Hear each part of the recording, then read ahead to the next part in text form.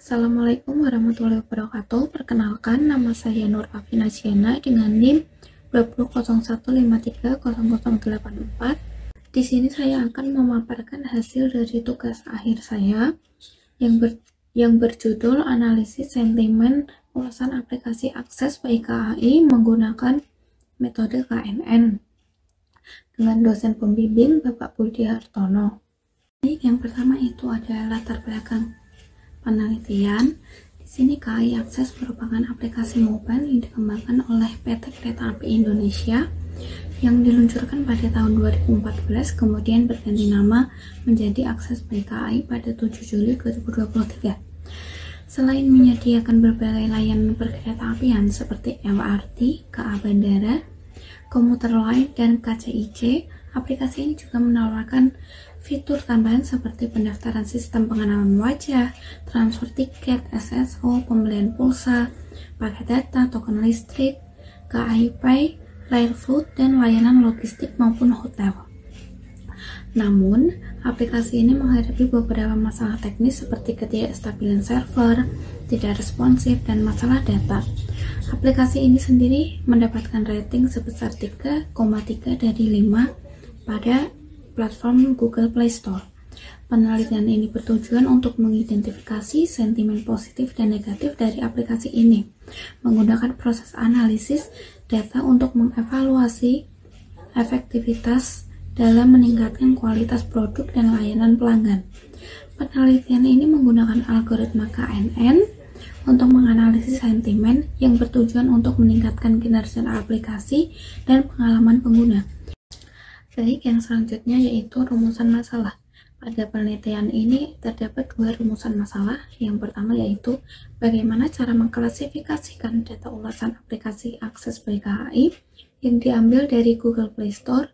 Apakah ulasan tersebut masuk ke dalam ulasan positif atau negatif dengan menggunakan algoritma KNN. Kemudian yang kedua ada berapakah tingkat nilai akurasi dari klasifikasi ulasan aplikasi Akses by KAI menggunakan algoritma KNN. Selanjutnya, tujuan penelitian.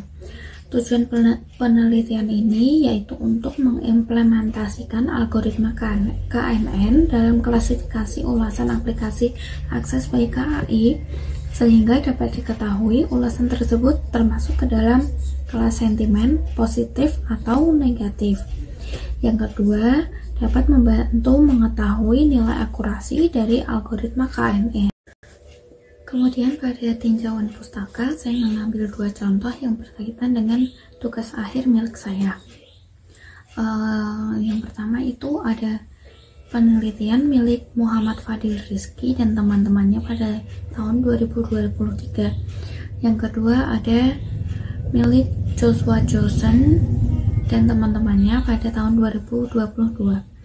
Pada penelitian yang dilakukan oleh Muhammad Fadil Rizky dan temannya menguraikan bahwa penelitian ini berhasil melakukan klasifikasi ulasan secara otomatis dalam pengujian dengan menggunakan sekitar 1000 data sampel yang dibagi menjadi 70% untuk dataset dan 30% untuk data uji. Ditemukan bahwa nilai akurasi rata-rata mencapai 79%, presisi rata-rata sebesar 81%, dan nilai recall rata-rata sebesar 79%. Hasil pengujian ini menunjukkan bahwa algoritma KNN memiliki kinerja yang baik dalam analisis sentimen. Lebih banyak data sampel dapat meningkatkan akurasi, presisi, dan recall dalam proses klasifikasi. Oleh karena itu, peningkatan jumlah data sampel dapat meningkatkan kualitas analisis sentimen secara keseluruhan. Dalam penelitian yang dilakukan oleh Joshua Johnson dan rekan-rekannya pada tahun 2022, dijelaskan bahwa dalam pengujian menggunakan 500 data ulasan dengan aplikasi Orange, metode KNN memberikan hasil yang lebih unggul dalam hal akurasi, ketepatan, daya ingat, dan skor F1. Meskipun demikian, dari matriks kebingungan atau confusion matrix, metode naive Bayes lebih baik dalam memprediksi ulasan yang bersentimen negatif dengan jumlah ulasan yang diklasifikasikan dengan benar sebanyak 235 dan salah sebanyak 15. Sementara itu, dalam prediksi ulasan yang bersentimen positif, metode KNN lebih unggul dengan jumlah ulasan yang diklasifikasikan dengan benar sebanyak 239 dan salah sebanyak 11. Secara keseluruhan, penelitian-penelitian di atas memberikan wawasan berharga tentang penggunaan metode klasifikasi dalam analisa sentimen, serta menyoroti pentingnya jumlah data yang memadai untuk meningkatkan kualitas hasil analisis. Penelitian yang relevan untuk dibandingkan adalah milik Fadil Rizky yang menggunakan 1000 data sampel dan memperoleh akurasi 79%. Sebaliknya, pada penelitian ini menggunakan 1757 sampel dan mencapai akurasi sebesar 80%. Dengan demikian, analisis sentimen dalam penelitian ini unggul 1% dibandingkan dengan penelitian milik Fadil. Kemudian yang selanjutnya yaitu metode penelitian. Pada penelitian ini menggunakan metode seperti di bawah ini, yaitu menganalisis masalah, kemudian menganalisis kebutuhan, lalu menggambarkan desain perencanaan sistem, dan yang terakhir adalah teknik pengumpulan data. Selanjutnya yaitu desain perancangan sistem. Yang pertama ini ada start, kemudian crawling atau pengumpulan data. Dalam penelitian ini menggunakan teknik yang disebut dengan scraper atau crawling dengan menggunakan metode Python yang mengambil dataset dari Google Play Store. Setelah itu terdapat tahap pre-processing data yang meliputi cleaning data, scaffolding data, tokenizing data, normalisasi data, stopword, dan steaming. Selanjutnya adalah proses pembobotan kata atau TF-IDF.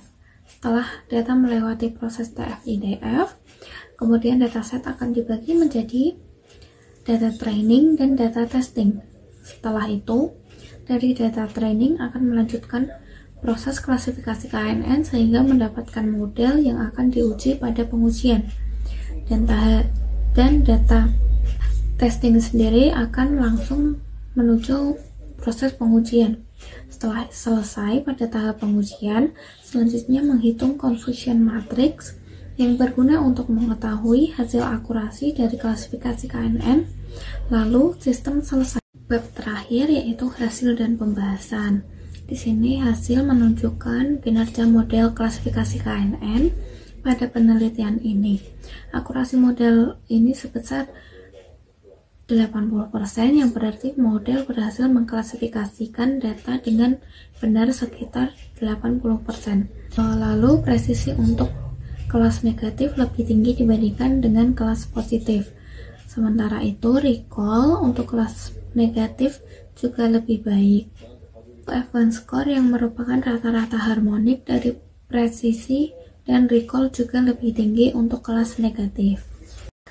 Sekian hasil dan pembahasan yang dapat saya sampaikan. Apabila ada tutur kata yang salah atau kurang baik, saya mohon maaf. Terima kasih. Assalamualaikum warahmatullahi wabarakatuh.